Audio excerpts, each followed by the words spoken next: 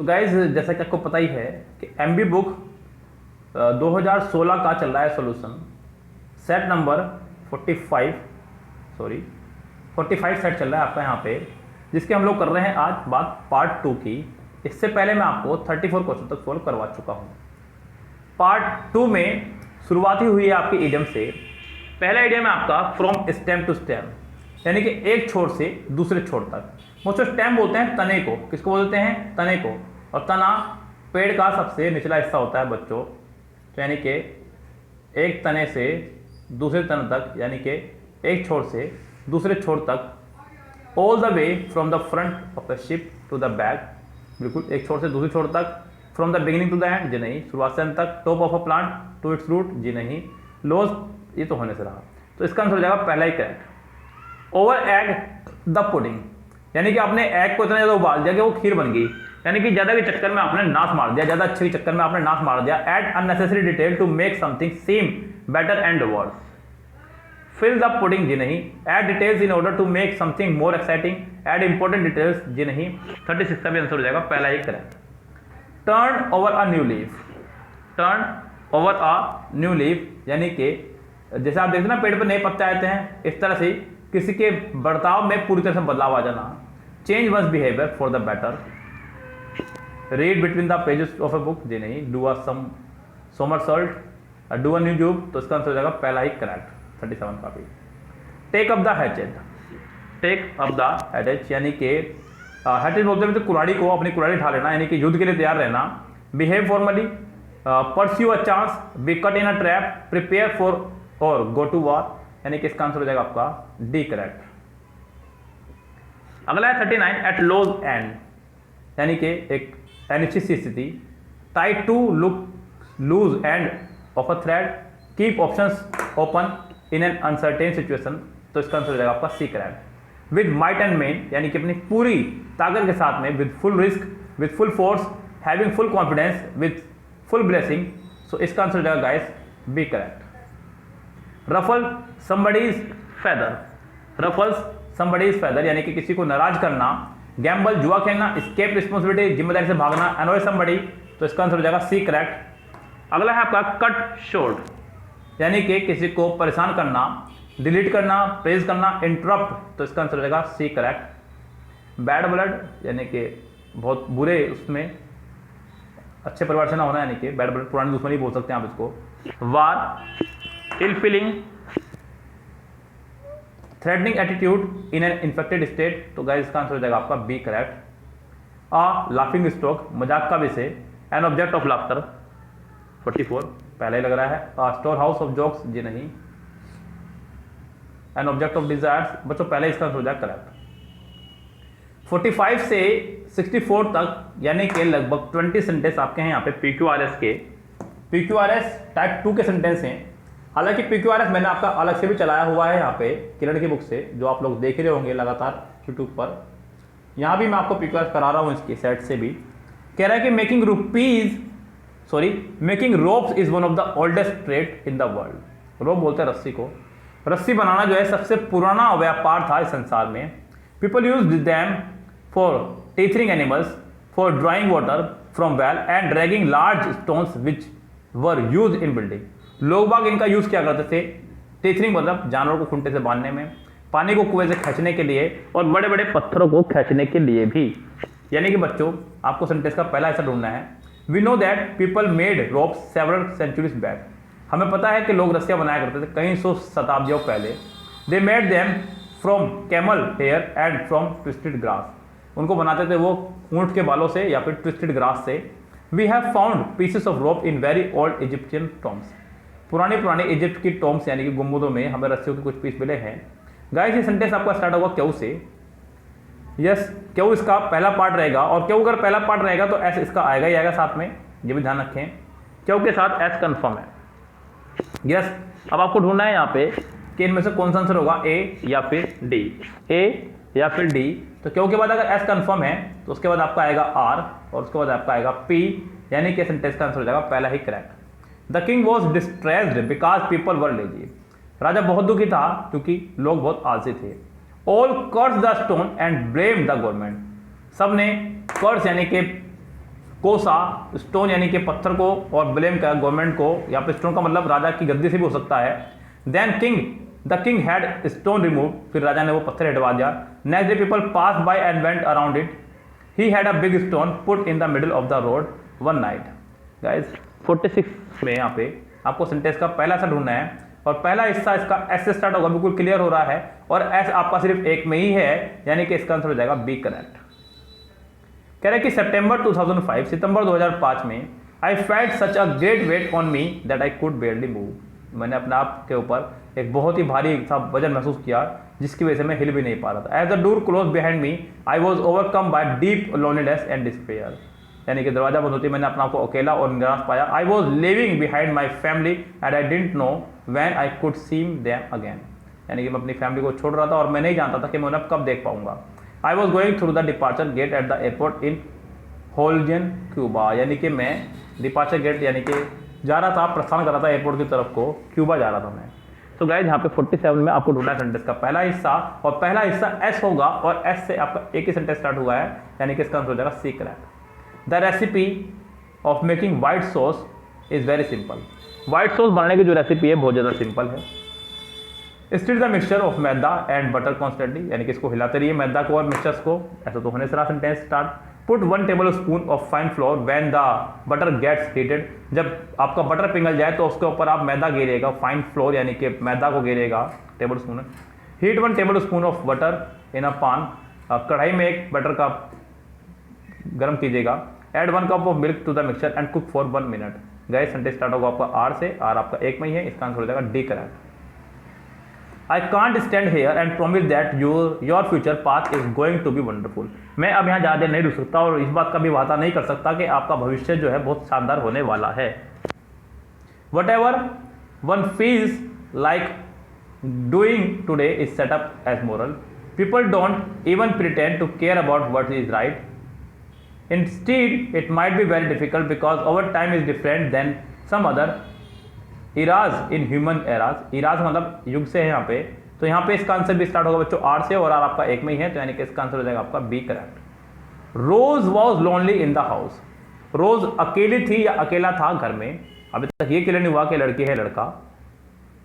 She was very good at that time, she said all day in a room on the terrace, she would sit on the rug and do her reading and writing, it was a little room with nothing but a bed and अ रग, एक छोटा सा कमरा था जिसमें कुछ नहीं था, सिर्फ एक बेड था और एक रग यानी कि पायदान पड़ा था। तो आपको यहाँ पे 50 सेंटेंस में ढूंढना है। सबसे पहले पहला हिस्सा मेरी राय में सेंटेंस स्टार्ट होना चाहिए क्यों से, she sat all the day in a room and on the terrace, room के बाहर ही बैठी रही टेरेस पे वो पूरा दिन, ऐसा करना चाह रहा है। क्यों से स्टार्ट होगा क्योंकि रूम के अंदर ज़्यादा कुछ नहीं था, तो यहाँ पे क्यों के बाद ऐसा आएगा और उसके बाद में आपका जो भी आना चाहिए, यानी सेंटेंस आपको मिल चुका है, इसका आंसर होगा C correct. As a matter of fact said the boy modestly, I am a spaceman, you can't sit from here from another planet, I am a spaceman, he said again. John and George stared at the boys। 51 में आपको ढूंढना है पहला हिस्सा, यहाँ पे पहला हिस्सा हो जाएगा एस से, जब उसने कहा कि मैं स्पेसमैन हूँ तो जॉन और जॉर्ज ने उसकी तरफ को घूरा, यानी कि सेंटेंस स्टार्ट होगा एस से और एस आपका एक में है। A poor woman lost her only son, एक गरीब महिला ने अपना एकमात्र बेटा खो दिया। He asked her to bring mustard seed from a house where no death had ever taken place। उसने उससे कहा कि आपको उस घर से मस्टर्ड के सीड लाने हैं जहाँ पर कभी भी कोई मृत्यु हुई ना हो। As Buddha wanted her to understand that her death is inevitable, Buddha ने उसको बताया कि मृत्यु तो सबकी आनी है। She could not find such a house, she came to Buddha to bring her son back to life। Guys 52 sentence में आपका सेंटेंस स्टार्ट होगा एस से, क्योंकि वो बुद्धा के पास आई, एस आपका दो में है। एस के बाद आपका आना है यहाँ पे क्यों, क्योंकि क्यों उसको बताना चाह रहे थे कि मृत्यु इनएविटेबल है, यानी कि सबकी आनी है, तो आपका आंसर हो जाएगा B correct. Don't ask what we are doing this time, मत पूछो कि हम लोग क्या कर रहे हैं इस समय। On the other occasion we have time in hand, it is difficult to say if the programme can be put up at all. This is time, we are not only facing a lack of time but of reasonable resources as well. I am losing confidence gradually, so please see what you can do for us। तो 53 sentence बच्चों start करेंगे हम लोग यहाँ पे P से। P आपका एक में ही है, यानी कि इसका आंसर हो जाएगा A correct. It is now 5 in the evening, शाम के 5 बजे हैं, and so it will bear away another child, soon it will be 6 and it will be time, जल्द ही 6 बज जाएंगे, उसके बाद में समय हो जाएगा। यानी कि सेंटेंस स्टार्ट होना चाहिए आपका क्यों से, और क्यों आपका सिर्फ एक में ही है सी, तो इसका आंसर सी भी हो जाएगा correct. Mothers do you love me, she asked, माँ क्या तुम मुझे प्यार करती हो, उसने पूछा। She then looked into her mother's tear filled eyes out of impatience for a reply, फिर उसने देखा अपनी माँ की आंखों में आंसू, जो कि धैर्य की वजह से अपने जवाब नहीं दे पा रही थी। She kept waiting but her mother did not speak, उसने इंतजार करा लेकिन उसकी माँ नहीं बोली। Then she understood what words the mother's eye spoke and the reason for the silence, फिर वो समझ गई कि उसकी माँ की आंखों में उसकी माँ के शब्द समझ गई बिना बोले ही। She got no direct reply and grew restless, उसे जब कोई डायरेक्ट रिप्लाई नहीं मिला तो वो बेचैन हो गई, यानी कि सेंटेंस का स्टार्ट होगा सी से। सी आपका एक में ही है, सॉरी एस से, और एस आपका एक में ही, यानी कि इसका हो जाएगा C correct. In the early 1920 settlers came to Alaska looking for gold, 1920s के शुरुआत में ही जो है सेटलर जो है अलास्का आया करते हैं लुकिंग फॉर गोल्ड, गोल्ड की तलाश में। Today people use it to get from place to place, आज लोग इसको यूज़ करते हैं घर घर में, यानी कि जगह जगह जा करके। The trail they use to travel inland is known today as the